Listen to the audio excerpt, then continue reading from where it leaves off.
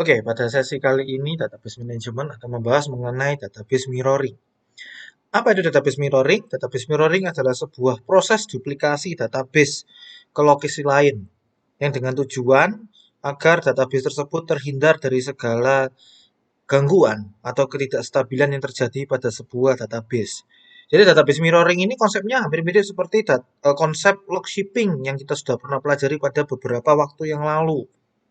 Ya, tujuannya atau mempunyai visi yang sama yaitu agar mendukung ketersediaan layanan, mendukung kecepatan recovery yang ada, sehingga pengguna sistem itu seakan-akan tidak mengalami kendala down, ya, atau downtime-nya mendekati 0 detik. Ya, jika terjadi kegagalan server, kalau pada saat database mirroring, maka proses yang dilakukan server yang gagal atau yang mati akan dilanjutkan atau di forward ya kan kepada server yang membackup-nya atau server mirror-nya.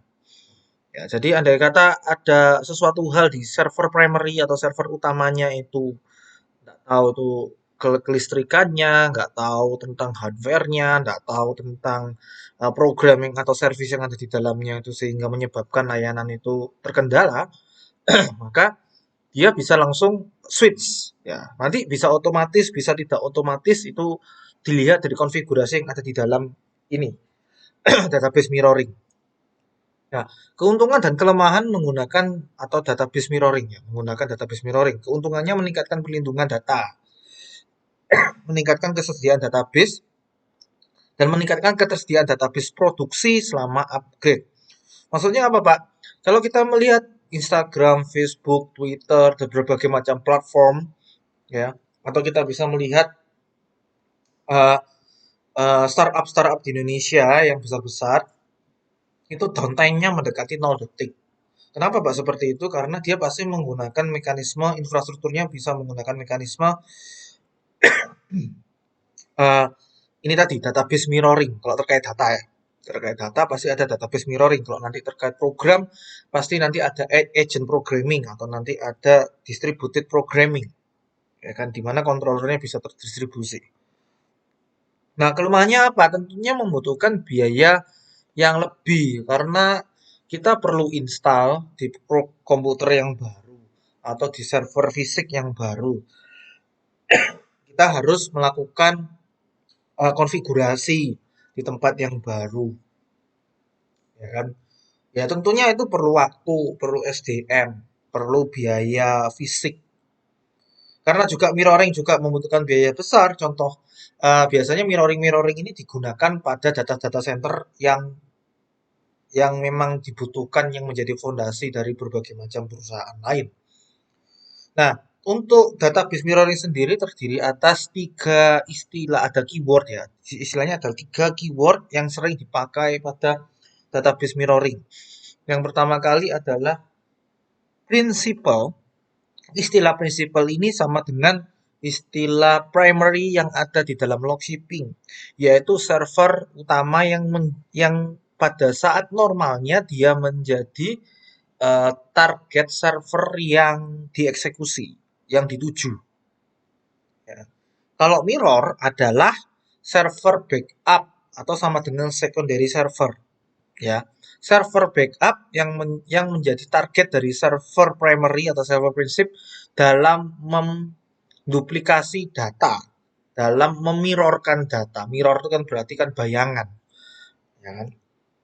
Witness itu adalah kalau dalam istilah hukum atau dalam istilah bahasa Inggris pada umumnya witness itu kan adalah saksi ya kan. Berarti di situ adalah server yang digunakan untuk monitoring, untuk terkait melihat, mengamati, memonitor kerja dari database mirroring ini. Nah, witness ini sifatnya adalah optional ya. Jika memang diperlukan saja karena memang ada faktor-faktor lain. Kita tidak bisa memaksa semua perusahaan startup yang baru membeli 3 server secara langsung. Itu kan juga tidak ideal juga karena tentang keuangan. Oleh karena itu ini adalah opsional terkait database mirroring.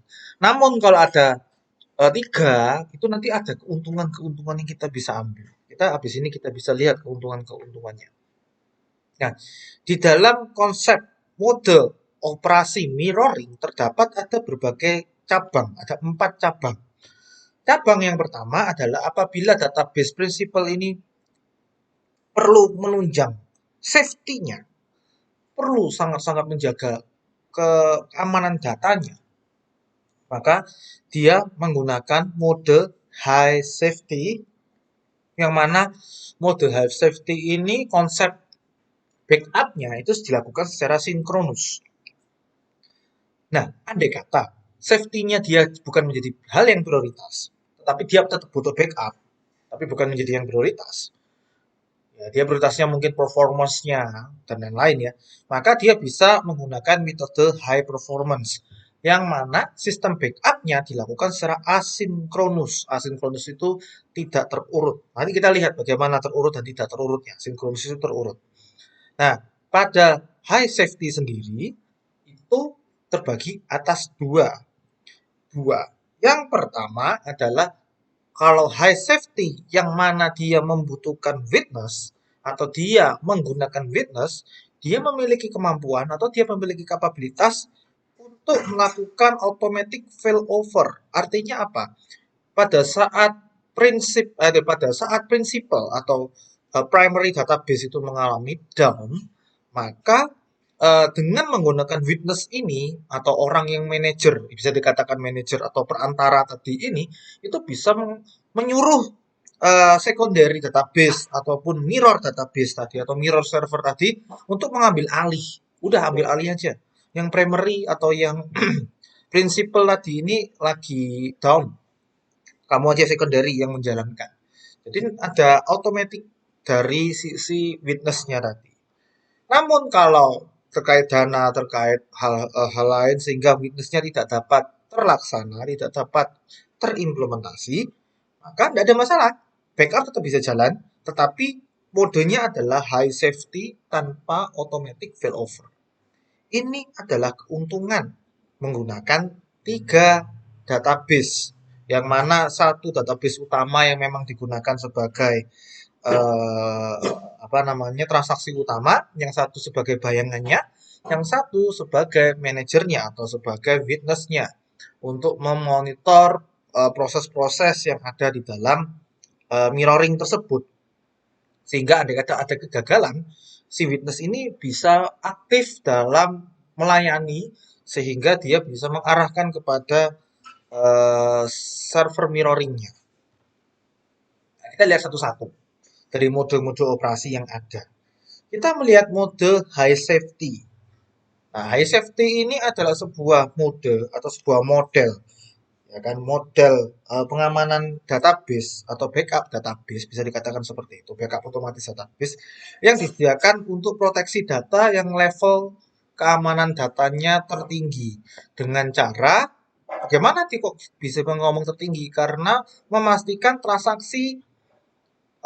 semua transaksi pada mode ini dipastikan bahwa komit dulu di dalam satu database, baru dia ngomong, baru dia berkomunikasi ke prinsipal atau berkomunikasi ke mirrornya. Jadi contoh, ada aplikasi, ada sebuah web, ya kan, dia kan pasti hubungannya sama prinsipal, ya kan, pasti hubungannya sama prinsipal seperti itu. Nanti di prinsipal ini dia insert data ke dalam tabel, insert data dalam sebuah database atau dalam sebuah tabel. Oke. Nanti di sini komit dulu, komitnya berhasil, baru dia ngomong kepada mirrornya. Hei, bayanganku, saya tadi telah melakukan penambahan data. Silahkan tambahi di bayangan Anda, gitu kan, di sisi Anda. Nah, di sini dia pasti akan memastikan juga nulis ke dalam database yang mempunyai struktur data yang sama, yang mempunyai nama tabel yang sama. Jadi recordnya saja yang diupdate di situ. Setelah berhasil komit, dia akan ngomong mirrornya. Mirrornya tadi akan ngomong kepada prinsipal. Hai, prinsipal, saya telah menyelesaikan tugas saya, yaitu menyalin seperti yang ada di dalam prinsipal. Ya, prinsipalnya juga otomatis senang gitu kan ya. Prinsipal kan biasanya orangnya ngebas gitu kan. Jadi di sini dia akan menerima, oh iya ya, sudah selesai ini backupnya, istilahnya backupnya secara per transaksi. Jadi konsepnya adalah high safety ini adalah menunggu setiap daerah, setiap transaksi ini terkomit terlebih dahulu sebelum dilanjutkan ke tabel atau ke dalam database-database yang lain. Nah, yang witness ini ngapain? Ya, dia secara aktif ya kan melihat dan mengamati proses-proses yang terjadi baik antara database prinsipal dan database mirror. Ya, makanya anak panahnya dua bolak-balik seperti ini. Ya, lebih seperti itu. Mode operasi mirror, ya kan? Mode operasi mirroring. Di sini kalau tadi ini terdiri atas dua sama seperti ceritanya saya tadi terkait diagram yang sebelumnya, ada automatic failover dan dengan automatic failover. Apa Pak kalau dengan automatic? Saya lihat di bawah dulu. Apabila database prinsipal tidak tersedia, maka mirror akan mengambil alih peran database prinsipal. Kalau enggak, gimana Pak? Kalau enggak pakai witness, berarti mirror akan disuspend. Tetapi servisnya dapat secara manual secara manual mirror tersebut diaktifkan untuk disinkronkan kepada program atau service yang berjalan. Jadi di sini ada sisi manualnya. Jadi ini komit-komitnya seperti ini ya kurang lebih ya tadi ya. Jadi ada program yang akan masuk ke transaksi log di sini.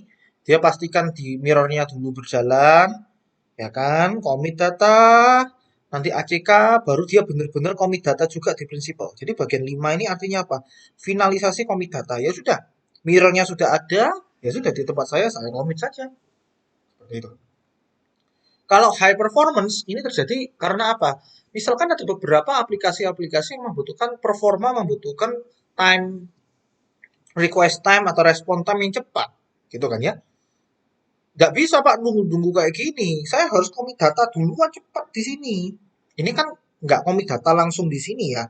Dia anggapannya kayak ya sudah, aku mau masuk ke sini, aku ngabari yang lain. Hei, mirror, masukin dulu. Lalu ngomong, oh ya sudah mirror sudah masuk, baru dia benar-benar terkomit di dalam database. Jadi kayak ada pending reviewnya. 1, 2, 3, 4, baru nomor 5, dia terkomit beneran di prinsipal. Ya, kalau yang high performance, ya beda ya. Gimana? Dia nggak ada nomor 5.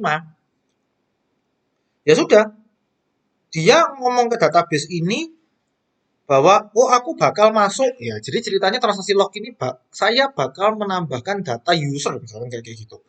Nah, kalau di dalam di dalam operasi mirroring high safety, dia ngomong dulu ke mirror, mirror dulu commit data, lalu ngirim ACK. ACK itu apa ya? ACK itu sebuah informasi atau tanggapan balik. Hei, kamu sudah berhasil enggak untuk commit data? Oh, berhasil. Baru di prinsipal baru masuk.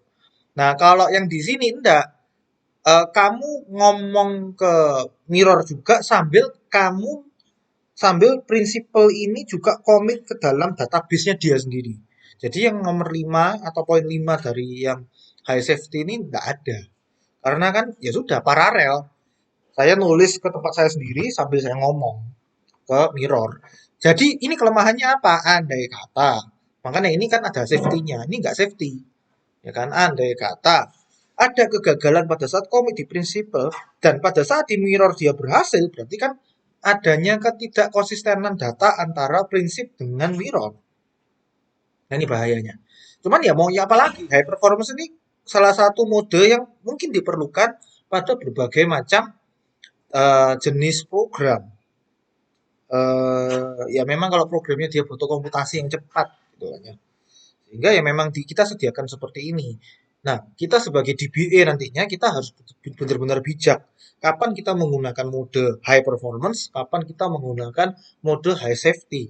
Ini tergantung dari rapat bersama, tergantung dari koordinasi bersama, kita memprioritaskan performance-nya atau memprioritaskan keamanannya. Nggak ada yang salah, nggak ada yang benar, tergantung kondisi lapangan. Oke, kita kalau sekarang melihat dari sisi uh, perbedaan antara konsep yang kemarin kita sudah buat yaitu log shipping. Apa perbedaannya? Yang pertama kali DB mirroring ini adalah transaction log ditransfer melalui TCP endpoint atau melalui protokol TCP dari satu komputer ke komputer lawan atau komputer mirror. Kalau log shipping, transaction lognya di backup secara periodik. Jadi di backup dulu di internalnya dia, ya kan? Lalu ditransfer ke secondary server. Jadi di backup dulu, di apa namanya di backup dulu. Ya transaksi lognya di backup dulu. Kalau di sini transaksi kalau DB mirroring, transaction lognya yang kecil-kecil kemarin tuh ya, masih ingat ya transaction log ini kan adalah file-file kecil-kecil yang kalian yang muncul secara otomatis per 1 menit 2 menit itu. Nah, transaction log ini kalau yang DB mirroring nggak dimasukkan ke dalam file di situ, tapi langsung ditransfer melalui TCP protokol. Kalau log shipping dimasukkan ke dalam internal bentuk file, nanti habis itu ditransfer setelah dia per 2 menit, setelah selesai baru ditransfer ke secondary server. Transaksional konsistensi. Kalau di DB mirroring hanya transaksi yang sudah terkomit yang ditransfer. Jadi kalau sudah dikomit baru ditransfer. Tapi kalau log shipping semua transaksi baik committed ataupun uncommitted juga ditransfer. Server limitation, ya limitasinya hanya bisa memiliki satu buah mirror server. Lupa kenapa? Karena ini namanya mirroring. Ya, bayangan. Kita kalau bercermin, bayangan kita hanya satu. Jangan sampai cerminnya satu, bayangan kita banyak. Nah, itu menjadi hal yang tidak logis gitu kan ya. Kalau log shipping, dia bisa secondary slave-nya bisa banyak. Makanya di sini kalau kita masih ingat-ingat ya di beberapa macam tutorial, berbagai macam documentation. Kalau kita lihat log shipping, dia nulisnya secondary servers pakai S. Jadi biasanya tulisannya tuh servers pakai S gini belakangnya. Kenapa seperti ini? Karena memang pada faktanya log shipping itu server secondary-nya bisa lebih dari satu. Kalau mirroring hanya ada satu. Jadi prinsip mirroring ke satu server yang lain. Failover-nya bagaimana? Kalau DB mirroring dia bisa maksimumnya bisa sampai otomatis. Ya. Dia bisa otomatis kalau DB mirroring. Kalau log shipping maksimalnya dia tetap manual. Jadi andai kata ada kegagalan, andai kata perlu recovery, berarti dia DBA, kita sebagai DBA harus melakukan prosedural secara manual. Kalau DB mirroring, kita bisa mengkonfigurasi supaya si witness tadi ini bisa secara otomatis memerintahkan bahwa, hey secondary, silahkan, hey mirror, silahkan Anda ambil alih primary, ambil alih principal. Nah terkait durasi, kalau kita DB mirroring itu karena otomatis tadi dan karena tanpa pakai file-file secara periodik, ya kan, dia bisa langsung cepat. Karena kan dia otomatis berbasis internet, seret langsung dikirim, langsung dikirim, langsung dikirim, ya kan. Kalau log shipping ya lebih lama karena kan ada periodiknya dan lain-lain. Ya, role change, ya tadi role change, andai kata yang primary gagal, secondary yang ambil alih. Kalau yang DB mirroring karena jika ada witness dia bisa otomatis, jika tidak ada witness ya tetap ada sistem manualnya gitu ya, tetap ada sistem manualnya. Tapi kalau di sini log shippingnya dia manual, ya apa caranya dia manual. Client redirection bisa otomatis jika pakai .NET 2, kalau log shippingnya manual. Persyaratan mirroring, ya kan, agar mirroring stable, gunakan versi SQL yang SQL Server ya maksud saya, yang sama versinya. Kalian pakai 2014 ya 2014 semua. Kalau kalian pakai 2019, kalian semua pakai 2019. Ketika Anda membuat database mirror, ya pada server mirror ya tentunya, pastikan melakukan restore dari backup database prinsip dengan nama yang sama menggunakan opsi with no recovery. Jadi database-nya namanya sama, lalu optionalnya with no recovery. Nah, juga sama juga semua backup log yang dibuat ya kan setelah full backup menggunakan with no recovery. Yang ketiga, database mirroring bekerja dengan semua level kompatibilitas database, ya kan? Yang keempat, database mirroring hanya bekerja pada model full recovery. Nah, ingat ini ya, full recovery. model untuk backupnya atau model untuk restore-nya juga adalah full ROM. Oke. Mirroring hanya bisa diterapkan pada database pengguna, bukan database sistem. Apa Pak database pengguna sama database sistem? Masih ingat ya, database sistem ini kan kayak master, MSDB, TempDB, sama model yang punyanya sistemnya apa namanya sistemnya SQL Server sendiri. Kalau database pengguna itu adalah database yang kita buat untuk penyediaan data aplikasi. Ya, mirroring hanya bisa bekerja pada level database saja, tidak bisa sampai recovery instance-nya. Database mirroring tidak mendukung transaksi cross database. Maksudnya cross database itu andai kata aplikasi tersebut harus berhubungan dengan dua database. Ya berarti kalau mirroringnya tersebut masing-masing database tersebut harus punya mekanisme mirroring yang berbeda-beda. Sehingga ya kalau andai kata ada cross, ya berarti dia harus dilakukan internal di dalam database itu sendiri. Tidak bisa menjadikan satu. Oke. Status mirroring ada 5, yaitu synchronizing, yaitu proses mirroring. Synchronized, itu berarti telah selesai melakukan mirroring. Suspend, berarti prinsipal dalam kondisi normal, namun tidak bisa melakukan pengiriman atau penyediaan log kepada server mirror. Pending failover, berarti administrator harus melakukan failover manual. Tetapi mirror tidak menyetujui failover dilakukan. Status ini hanya terjadi pada prinsipal. Lalu disconnected, prinsipal, mirror, dan witness tidak dapat berkoneksi.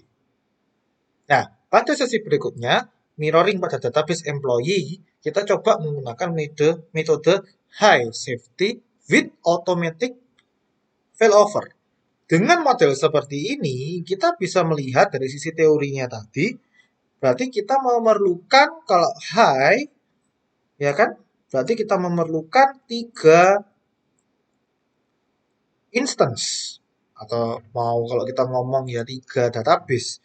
Oleh karena itu, kita cek di SQL Server Configuration Manager Anda. Pastikan kalian coba cek SQL Server di sini. SQL Server di sini.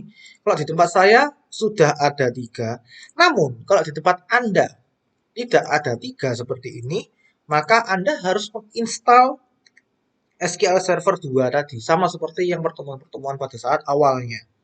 Ya, nanti pada topik berikut-berikutnya kalian coba cari ya di situ ada cara menginstal untuk SQL Server untuk SQL 2. Kurang lebih sama seperti instalasi pada sebelum-sebelumnya. Namanya aja SQL 2. Oke. Ya, silahkan pada sesi akhir dari video ini Anda silahkan cek pada masing-masing komputer Anda pada SQL Server Configuration Manager, apakah SQL Server instance Anda sudah ada 3? Bila sudah ada 3, kita bisa lanjut pada video berikutnya. Jika tidak, maka silakan Anda instalasi terlebih dahulu agar kita dapat melakukan simulasi pada praktik ini. Terima kasih.